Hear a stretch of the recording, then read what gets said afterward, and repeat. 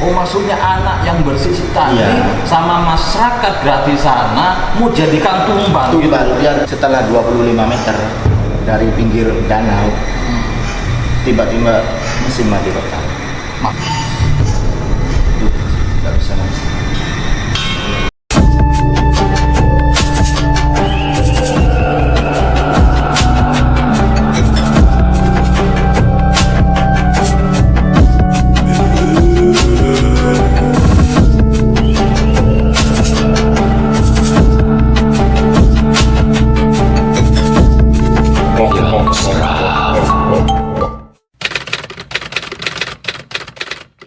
Assalamualaikum, selamat malam. Di malam yang mencekam, tetap di yang seram. Bersama saya Cak Eeng dan di sebelah kiri saya Cak Ipul asal Pasuruan. Malam ini kita akan menyaksikan dan mendengarkan cerita-cerita di masyarakat, entah itu mistis ataupun sebuah sejarah yang menjadi misteri sampai saat ini. Jangan kemana-mana, tetap di yang seram.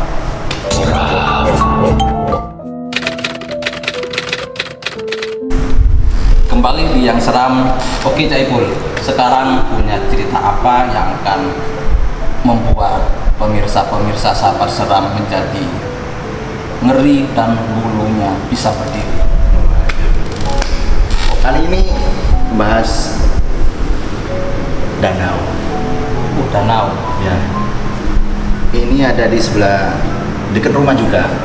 Tepatnya ada di Grati Pasuruan. Oh, tetap di Pasuruan. Teman-teman kalau ada yang dari Pasuruan Grati, komen silahkan. Yang kenal saya silahkan komen. Minta saran atau ada yang salah, mohon dibetulin, diluruskan nih. Oke, gimana ceritanya Mas Ipul tentang danau? Danau apa namanya Mas Ipul? Danau Ranu Grati. Danau Ranu Grati. Ya. Oke, gimana ceritanya? Nah, sejarahnya dulu nih. Oke, sejarahnya dulu. Danau Ranu Grati ini terletak di Pasuruan, Grati Pasuruan, Jawa Timur. Itu Nah, letaknya di tengah kota atau di pinggiran kabupaten. Di kabupaten. Ya, tepatnya di Pasuruan Timur. Pasuruan Timur. Pasuruan Timur itu mencakup antara Rejoso ke timur. Rejoso itu setelah setelah kota Pasuruan. Setelah kota berarti ya. Danau Grati itu Cakul tempatnya di tengah hutan atau di lereng gunung atau di mana, yang kalau biasanya yang kayak gitu danau-danau itu kan pada umumnya biasanya di suatu tempat yang kadang sulit dijangkau gitu. Ranunya itu Danau Ranu Grati itu ada di tengah pemukiman. Di dataran rendah. Gitu. Iya. Karena Danau Ranu Grati ini ada dua versi sebenarnya terbentuknya Danau Grati. Oh, berarti ada sejarahnya di situ ya. Ada dua versi. Sejarahnya kawan, yang penting. Ya. Versi pertama nih ya. Oke. Itu karena pembentukannya letusan gunung berapi di Bromo Tengger. Oh, yang Bromo. Nah, itu karena bentuknya karena vulkanis, danau vulkanis itu. Kalau versi pertama, versi kedua terbentuknya ini guys, Danau Grati ini karena sakit seorang ibu. Oh, ada cerita rakyatnya di situ berarti. Iya. Ada cerita rakyatnya kawan.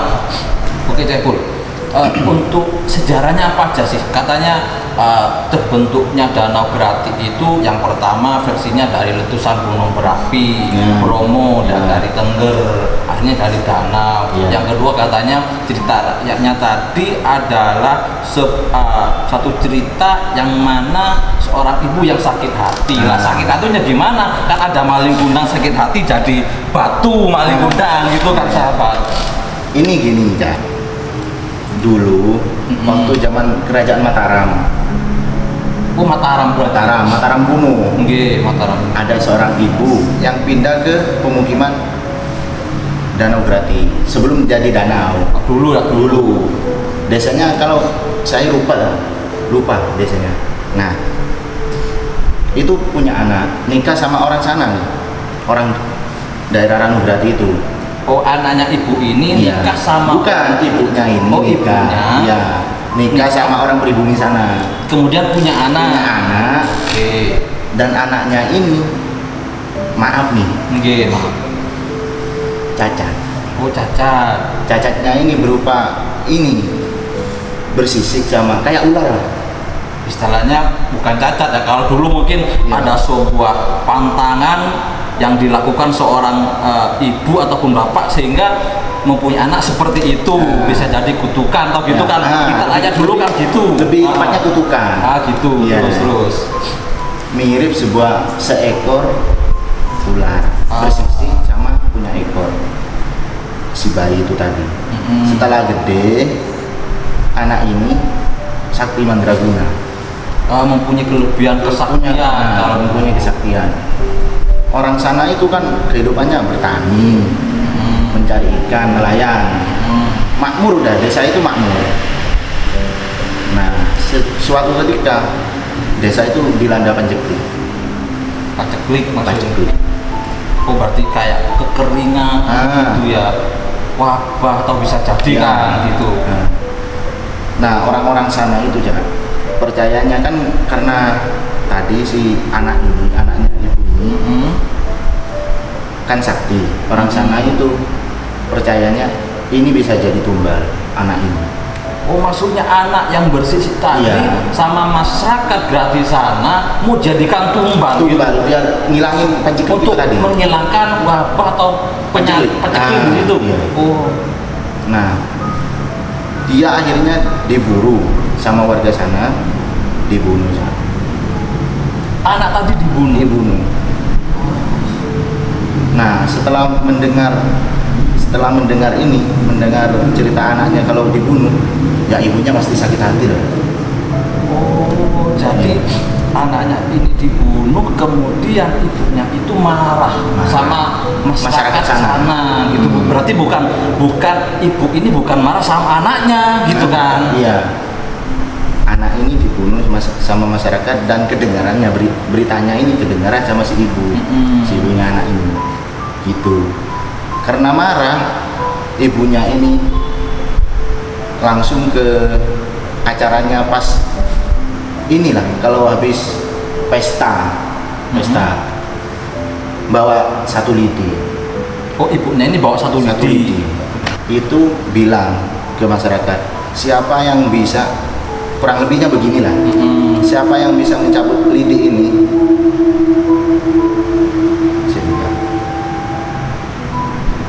siapa yang bisa mencabut lidi ini? Tidak bisa, Mas.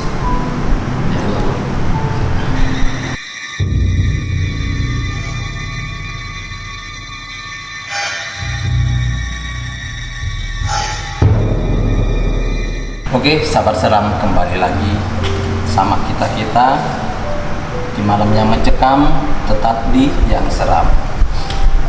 Oke, yang untuk cerita tadi, masalah kelanjutan tadi tentang Liti, mungkin Taipul masih belum siap untuk menceritakannya gimana kelanjutannya, entah apa yang dirasakan Taipul gitu. Nggak bisa dilanjutin yang masalah tadi. Oke, gini aja Taipul. Kita tuh, maksudnya saya pernah dengar kalau di Ranograti, mungkin Ranograti ya, kalau saya tahunya sih Rano Pasuruan gitu aja kan. Katanya di situ ada sebuah kejadian yang mana Rano itu menenggelamkan 1 tank. Bukan 1 tank. Berapa tank? Itu ada 6 buah tank sebenarnya. Terus itu tenggelam semua? Yang tenggelam yang nggak ditemukan bener 1 tank, cuman yang kejadiannya itu 6 tank. Oh, 6 tank itu masuk semua di Masuk Rano. semua di Rano. Terus yang tenggelam bener 1 tank, cuman yang 5 ini butuh effort lebih lah untuk evakuasi. Oh, jadi pada awalnya 6 tank ini tenggelam semua. Mati total. Terus untuk keadaan awaknya yang di dalam tuh gimana? Dari 5 tank dulu, apa ndak ada yang selamat? Awalnya gini, Cak. Itu kan sebenarnya udah nggak bolehin sama ketua desa di sana, sama kepala desa di sana. Oh gitu. Karena masyarakat di sana masih percaya mistis. Kalau masih percaya kalau Ranograti ini dijaga oleh sesosok ular yang gede banget.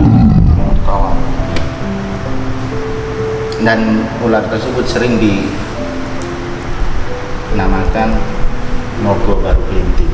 Nogo Baru Kelinting. Mungkin masyarakat sana itu mungkin melihat penampakan dari ular itu. Dan yang di sebelah selatan goa, di sebelah selatan danau ini ada goa.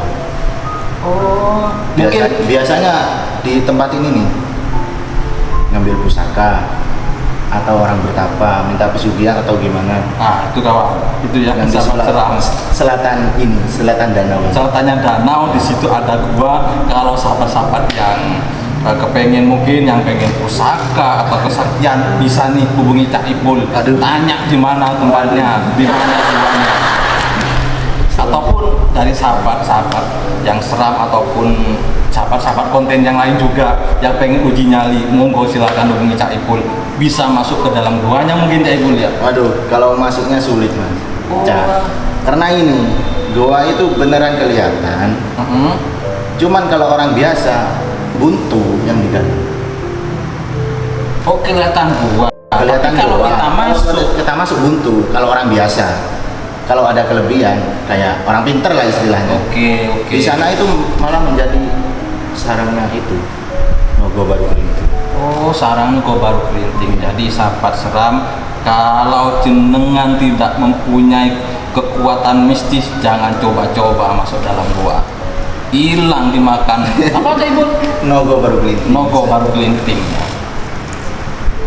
Oke Cak Ipul, setelah yang tadi kembali lagi sama yang tank amfibi. Tank amfibinya. Nah, itu nggak dibolehin sama warga sekitar. Salah satu prajurit kekeh ingin latihan rutin di situ. Sama sama warga, sama tetua di sana. Kalau mau latihan. Tapi di atas jam 10 pagi. Sesudahnya jam 10, jam 11, jam 12 itu. Pokoknya setelah jam 10 pagi. Boleh. Siang lah istilahnya siang. Dan ini sebelum melakukan latihan, semua awak prajurit harus mandi bunga kamboja. Oh, ada ritualnya, ada ritualnya. Iya. Oh, maksudnya kuncennya dari Ranograti itu menganjurkan untuk melakukan ritualnya tersebut sebelum latihan. Dan mereka nolak. Oh, gitu. Mungkin karena ini orang terbelajar ya mana percaya hal mistis seperti itu. Oke. Nah, karena orang tentara ini kan orang terbelajar, jadi mungkin ya nggak percaya hal mistis itu. Tapi orang-orang sana kan namanya juga orang desa dan masih percaya akan hal mistis. Masih kental dengan tradisi kejawen atau inilah. Itu masih percaya. Dan karena mereka nggak mau, nggak mau, tapi resiko ditanggung sendiri. Nanti kalau ada apa-apa setelah latihan, saya nggak mau ikut-ikutan. Itu kata yang penanggung jawab. Ya, kata tetua desa itu. Lain juru kunci lah. Kuncennya lah istilahnya. Itu pengesepuh desa itu gitu loh. Ya. Terus itu Cak Ipul, yang 5 kan bisa dievakuasi. Awaknya yang 5 ini mas, ini Cak. Pertama masuk satu tank. Masuk satu tank. Karena mereka melanggar yang jam 10 tadi, jam 8 udah berangkat mereka. Udah masuk perairan, udah nyebur satu. Setelah 25 meter dari pinggir danau, tiba-tiba mesin mati total. Masih totalnya kelelep dong? Enggak, itu kan tank amfibi masih ngambang kan? Latihannya kan ngambang. Kalau kelelep gimana Cak? Latihan tank itu kan ngambang. Enggak, maksudnya mesinnya mati otomatis kelelep mungkin? Enggak, masih di atas air. Soalnya bukan tentara, siapa? Jadi saya nggak tahu. Nah, terus. Nah, setiap tank ini berisi 22 prajurit sama supir sama kernet. Gitu. 22 setiap tank. Dan totalnya ada 6 tank. Berapa berarti itu? 6 apa 5? 6 tank. Setelah masuk satu tank ke danau sekitar 25 meter dari pinggir danau, mesin mati total. total. Padahal itu sebelumnya kan kalau tentara kan udah dicek semua, Oh, pastilah. mesin apanya itu kan udah pasti safety lah. Itu mati total. Setelah mati, Setelah mati masuk lagi satu persatu. Total yang mati di sekitar danau itu 5 buah. Tinggal 1. 5 unit tank itu semuanya Mati mesin. gagal mesin semua. Iya, mesin itu mati total. Emang di luar nalar lah. Oke, kalau masih satu mesin mungkin satu tank Satu mungkin tank. itu masih ada kesalahan teknis gitu ya kan. Tapi kalau 5 sahabat di satu tempat itu satu hal yang nggak wajar gitu loh. Nah, kan tinggal 1 tank yang masih melanjutkan latihan. Sekitar jarak 100 meter mati juga. Dan anehnya ini, Cak. Yang lain kan masih ngambang. Otomatis kan kalau tank amfibi meskipun mati di atas air Masih kan ngambang lah mungkin ya. Yang satu ini yang jarak 100 meter dari bibir danau ini, setelah mati total mesinnya, tenggelam. Tenggelam itu aja. Katanya orang sana, katanya juru kunci tadi itu ditarik sama Nogo Baru Kelinting itu tadi. Oh, ditarik sama ulah penunggunya. Ingat sahabat, kalau main-main atau mengunjungi Ranograti, hati-hati ada ularnya. Tapi terlepas dari itu semua, view-nya bagus ya. Di sana itu ada destinasi wisata. Oh gitu. Iya. Ada, kalau mau main di perairan ada BBB. Oh, maksudnya kalau mau di danaunya ada kayak mainan anak-anak, bebek yang mungkin di kalau yang gitu sahabat. Kalau yang suka mancing nih, bisa mancing di sana. Sahabat mania ini, sahabat mania. Karena sudah ini disediain tempat. Oh, ada spotnya, ada spot mancingnya sahabat. Yang mau camilan, ngopi, pasti ada di sana. Ada anak. Tapi jangan lupa bayar. Anak tongkrongan ini yang sekarang lagi ngetren mungkin ya, ngopi di pinggir sawah, anak tongkrongan, anak motor lagi ngetren. Wah. Oke, anak motor bukan zamannya lagi tawuran, itu nggak zaman, sudah kuno sama. Mancing bisa. Anak motor sekarang nongkrong bahas tentang kreativitas gitu loh. Itu anak motor, anak-anak muda sekarang cari tempat yang enak, yang adem, yang tenang, tenangkan dengan secangkir kopi sambil lihat yang seram.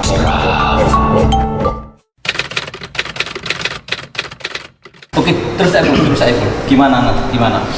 Nah, setelah tenggelam, korban ini nggak ada yang muncul ke atas. Oh, maksudnya awak yang prajurit itu nggak ada yang di dalam tank itu yang jumlahnya 22 orang. Itu nggak ada yang keangkat. Dan anehnya setelah dicari, dan zaman itu alat yang paling canggih lah dari luar negeri mencarikan di dalam, maksudnya mencari terjun di situ untuk mencari korban atau bangkai tanknya itu tadi nggak ketemu ya. Nggak ketemu sahabat. Padahal itu hanya danau gitu. Ngomong-ngomong, berapa sih dalamnya danau itu? 2019 itu pernah diukur kedalamannya. Rata-rata kedalamannya itu 75 meter sekian lah. Dan ada di beberapa titik yang kedalamannya lebih dari 100 meter. Oh, ada titik yang mana titik terdalamnya itu lebih 100 meter. Ya. Tapi itu tidak ketemu. Tidak ketemu. Bangkainya tank itu sampai sekarang, mulai dari tahun 1979. Oh, kejadiannya itu 1979. Sampai sekarang nggak ketemu. Sampai sekarang tidak ada tanda-tanda dari orang sana percaya udah dihilangin ini Baru Kelinting. Oh, sudah kaitan sama mistis sama seram, sudah hubungannya mistis itu. Karena orang sana kalau zaman kata orang zaman dulu, Baru Kelinting ini ada hubungannya sama Nyi Roro Kidul. Wah, ada hubungannya Roro Kidul nih. Laut selatan di Ayu yang daerah Puger. Mana ceritanya tentang Nyi Roro Kidul? Karena ini salah satu cerita, dia itu Nyi Roro Kidul itu sedang mengadakan pesta sama siapa? baru pelinting itu tadi. Oh, Nyi Roro diganggu lah sama kegiatan latihan itu. Oh, gini sahabat seram, mungkin di waktu itu, di hari itu ada acara, mungkin sebuah acara apa di alam gaib yang mana apa naga gelinting sama Nyi Roro Kidul ketemu gitu. Dan harusnya yang selesai jam 10 dimulai latihan itu melanggar. Mungkin lagi asik-asiknya pesta ada yang ganggu. Jadi siapa sih ini? Makanya sahabat, jangan suka mengganggu orang, apalagi ganggu pestanya orang, bisa hilang. Waduh, yang hilang bukan orangnya doang, nyawanya juga hilang. Nyawanya bisa hilang. Padahal makanya kalau mantannya sudah nikah, udah jangan diganggu. Biarin aja. Cari yang lain. Cari yang lain. Laki-laki kan berhak memilih, Mas. Kok jadi bangun mantan sih? Kita mistis, balik lagi yang mistis, tapi yang seram. Oke sahabat seram, ternyata di Pasuruan itu banyak cerita-cerita rakyat, entah itu mistis ataupun sebuah sejarah gitu, ataupun dari pengalaman pribadi bisa juga, ataupun dari sahabat luar dari Pasuruan yang ingin eksplor kota Pasuruan dengan keindahannya, dengan sejarahnya yang begitu indah, kulinernya, bisa juga mancing mania di situ ada semua gitu loh. Monggo silahkan, Bubu bisa kontek-kontekan sama Cak Ipul ataupun sahabat yang dari Pasuruan sendiri. Apa yang belum tereksplor, monggo silahkan hubungi kami atau untuk komen-komen atau share di komen-komen, hubungi kami untuk menjadi narasumbernya gitu. Akan kita undang via WA ataupun email nanti gitu kan. Oke Cak Ipul, mungkin sampai di sini Cak Ipul ya. Oke sahabat, untuk mungkin malam ini cukup sampai di sini saja karena sudah malam, nanti suasana tambah mencekam ya. Karena saya juga udah merinding sahabat kalau terlalu mistis gitu kan. Atau mungkin untuk selanjutnya setelah Pasuruan kita geser lagi ke kota Probolinggo, bisa juga nanti di situ banyak juga. Bentar Mas, yang Probolinggo kan? Kebetulan aku Probolinggo asli sahabat seram. Orang Probolinggo ini. Probolinggo. Kata Probolinggo, Jawa sih Jawa, kita sih Madura. Kalau kita ngomong Madura ya cerita TV lah, cerita TV sahabat Madura. Banyak sahabat Madura kan. Madura swasta. Di situ banyak juga, ada yang dari yang paling timur ada jalur Tengkorak, di sana juga banyak prasasti, peninggalan kerajaan, juga peninggalan waktu zamannya VOC, kayak pabrik-pabrik yang sudah terbengkalai, yang sudah mistis. Di situ juga ada sejarahnya tentang perjuangan gitu loh Cak Ipul. Ngomong-ngomong pabrik nih Mas, pabrik kertas itu kan udah itu juga ya, gimana? Itu pabrik kertas yang ada di daerah Leces itu di mana? Itu masuk Probolinggo Mas. Oh, masuk Probolinggo Cak. Itu pabrik kertas terbesar kedua. Oke sahabat, nanti kita tunggu cerita selanjutnya. Jangan lupa termasuk yang pabrik kertas itu tadi. Pabrik semuanya kita ekspor untuk Probolinggo. Jangan lupa sahabat Probolinggo, juga sahabat semuanya, share, subscribe, komen, like untuk selanjutnya. Oke sahabat, selamat malam. Yang mencekam tetap di yang seram. Wassalam, assalamualaikum.